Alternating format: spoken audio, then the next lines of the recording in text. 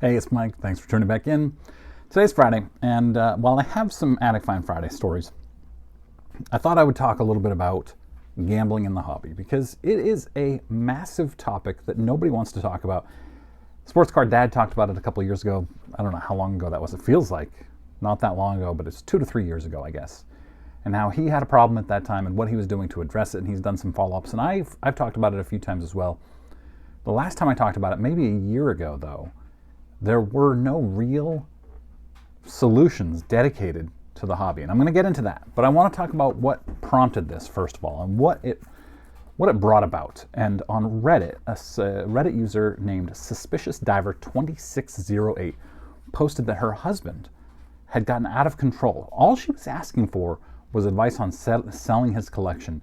But she gave a lot of details that set a lot in motion. First of all, he had been lying to her for 5 years. This might sound familiar to some of you. He had spent $300,000 in 5 years. That's $60,000 per year. He had over $100,000 on a high interest credit card. And in this post here, it just says credit card. Later on, she does say it's high interest, which makes a lot of sense. His credit limit, she said, was $50,000. And the creditor just kept letting him blow by it. And he kept going and kept going and kept going. And they never shut him down. And I worked in the credit card, personal consumer credit card industry for a handful of years, 20 years ago. And it's changed a lot since then because of consumer protection. But back then, if they felt you were a good risk, they were going to let you go. They were going to let you spend as much as they felt was appropriate. And even if they knew you didn't have the money to pay all of it back, that was actually better because they could jack your interest rate up to 28%. And then you were stuck in a cycle of interest torture. And so I suspect that that's kind of similar to what he has now. She also talked about the fact that he doesn't have a great collection. He doesn't have anything that's worth a lot of money. So a lot of people were like, wow, he must have a great collection, which is not the most, it's just such a weird thing to say. Help me, my husband is ruining our marriage, destroying our family, and we have 6 figures in credit card debt on high interest. And some people's first thought is, wow, his collection must be dope. No. And she said that he doesn't have that great of a collection.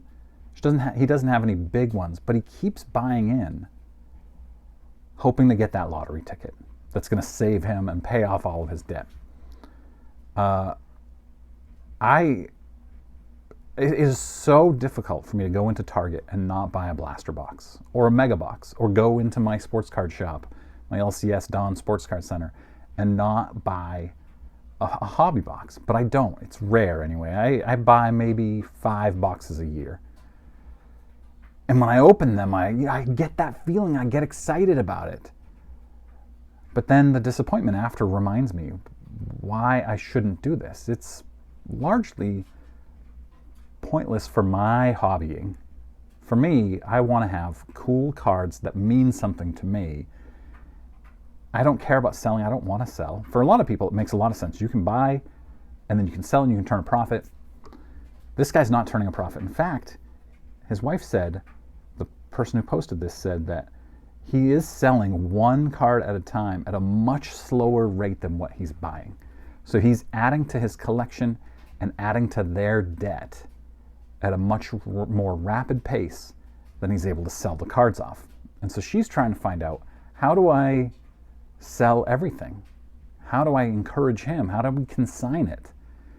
And because he doesn't want to, and he gets upset with her, and they have big blow-up fights, it sounds like, when she does things like remove him from Facebook groups, card groups. When he told her, he lied to her and said that he had removed himself from all the Facebook groups, and then she discovered he was still in 60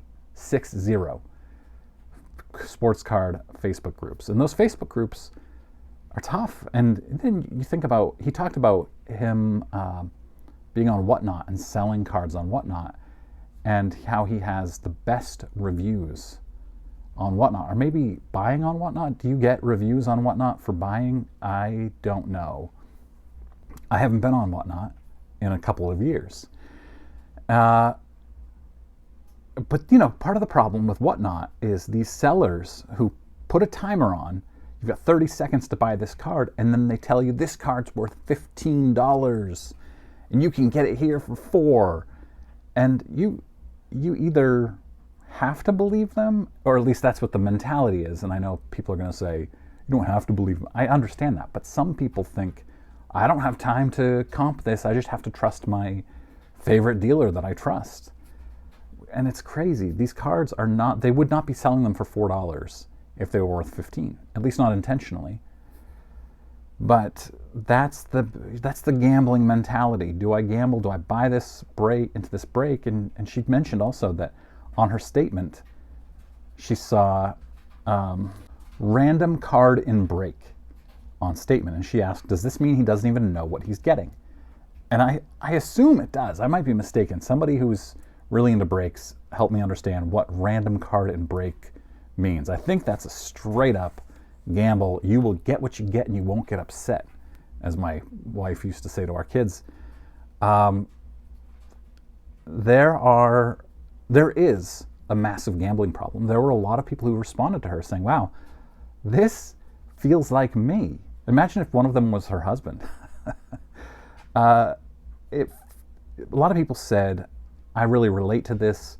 I just canceled my credit card. I just cut up my credit card. I just canceled my Whatnot account. I just did this because I realized, this made me realize that I was in deep, and I hadn't realized it until I read your post. There are a lot of these stories out there. Gambling is a massive part of the hobby. It props up a lot of the companies in the hobby. Gambling does. It's pretty scary if you think about it. And I know I hear from some of you sometimes who have a gambling problem with the hobby. And usually a gambling problem in the hobby is preceded by other problems. You knew you had an addiction problem. Whether you were an alcoholic or whatever it was beforehand, you got into the hobby and you had that tingling feeling. That's actually how she described her husband 5 years ago. He said that he had gotten back into a childhood hobby, sports cards, and he said that he had a buzzy feeling, is how he described it. And he wanted her to keep him in check, and she was really proud of him for admitting it. And so they set a budget, and she trusted him. And he blew through the budget in days and racked up $4,000 on a credit card in a week or a month or something like that, a very, very short period of time, where he spent $4,000, which was way over their budget. And before you say, well, if he spent $300,000, they must be rich, that's not the case. And she addresses this in the post, in the comments. And so then he spent 5 years just lying to her, telling her, no, he's not buying more cards, when he was. And he probably was hiding the packages, sending them to a P.O. box, and then not telling her about it. So last night before bed, I posted a screenshot of the Reddit post on Twitter, and I said, more and more of these stories out there, sad story. I went to sleep. This morning when I woke up, there were 450 likes on it, a bunch of retweets, and a lot of comments. And it was shocking going through the list of comments. One guy said that his coworker was getting a divorce over a Pokemon addiction, buying too many Pokemon cards. Somebody else said that he bought $30,000 in 1 month on breaks. One guy spent $30,000 chasing a Jackson Chourio rookie debut patch auto last year. $30,000 trying to find one card in a break when you can just wait for it to come out and spend probably less than that. I don't know what a Jackson Chourio rookie debut patch auto is going to go for, but if you're spending $30,000 on breaks, why not just wait for it to come out and see how much it goes for? Somebody else talked about how he had to refinance his house at twice the interest rate and add 12 years to his mortgage to pay off his card addiction. Think about that. You're thinking you're going to have your mortgage paid off at the age of 60, and now all of a sudden it's at 72. Somebody else tweeted, this is supposed to bring joy, not bankruptcy. Yeah, that's right. Another person said that he got to $40,000 in debt and separated from his wife. Somebody else commented that they see Klarna Pay in 30 days. I'd never heard of Klarna, so I Googled it, and it's a whatnot thing that you can do.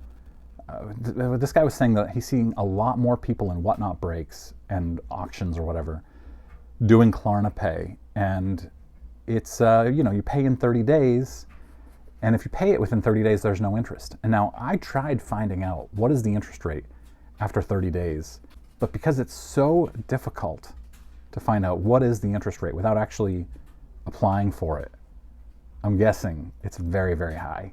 It has to be. Like, why else would they be offering this? And I have to wonder if whatnot sellers are getting a cut of this Klarna. Like, if you're encouraging people to go into debt for this, is Klarna giving you a cut of it? So what can you do if you are addicted? Mike Metzler, I think it's how it's pronounced, is now social media manager maybe for Whatnot. And they've created a new, not Whatnot. Whatnot's not going to help you get out of your addiction. For Mantle, Mantel, which is a social media group for sports cards fans and collectors in general. And he has created a group on Mantle for people who are addicted to gambling in the sports card space and in the collecting space. And they're partnering with Collectors MD, which is a company or a nonprofit that specializes in collecting addiction, which, as far as I know, didn't exist, because when I did a video a year or so ago, I looked everywhere and I asked everybody, is there a resource for collectors who are addicted to the gambling aspects of collecting? And there wasn't. There were, you could send people to Gamblers Anonymous for it, but this specializes in the gambling addiction that is pervasive in the hobby. And I say the hobby, but at this point it's no longer a hobby. And there were a lot of people who were criticizing this woman in Reddit, saying, why are you taking his hobby away from him? It's not a hobby anymore. If you are addicted and you're spending $60,000 a year when you can't afford that, and she called that way out of bounds for their family finances, you're no longer in a hobby. You are in an addiction. And it's tough. If you need help, you can reach out to me. I can't tell you that I can help you, but I will send you resources and I will do my best to help you. You can always email me, throw a comment in. My email is thejunkwexhero@gmail.com. Tweet at me. I will send you to some resources, but I recommend Mantle, the Collectors MD group on there. That is, in my opinion, the best place to start.